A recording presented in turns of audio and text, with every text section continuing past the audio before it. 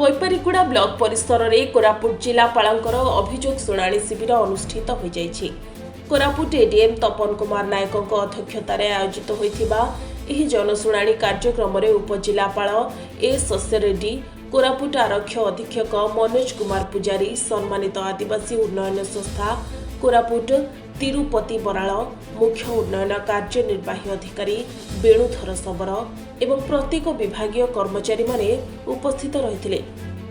आज मिलित जनशुणाणी शिविर में मोट 52टी अभियोग होइथिबा बेले सेथि मध्यरु सामूहिक भावे 35टी अभियोग होइथिबा बेले व्यक्तिगत भावे 17टी अभियोग ग्रहण करा जायतिला।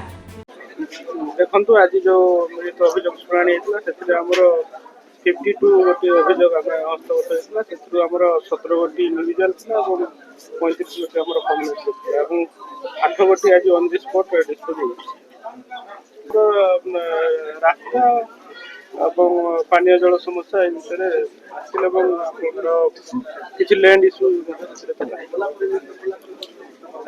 ଏବେ ଲାଷ୍ଟ ଧାନମଣ୍ଡି କଥା ଯୋଉ କହୁଥିଲେ ଆମେ ଏମଡି କୁ ଏବଂ ଡିଆରସିଏସ୍ କୁ ଇନଷ୍ଟ୍ରକ୍ସନ ଦେଇଛୁ ସେ ତାଙ୍କର ଇନକ୍ୱାରି କରି ସାରିଲା ପରେ ପଦକ୍ଷେପ ଗ୍ରହଣ କରିବେ। ସେ ବିଷୟରେ ଆମେ ଡିସ୍କସ୍ କରିକି ତାଙ୍କୁ କହି ଇନଷ୍ଟ୍ରକ୍ସନ ଦେଇଛୁ।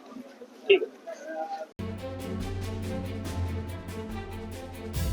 कोरापुट बैपारीगुड़ारू विजय पांगी रिपोर्ट सनस्टार टीवी।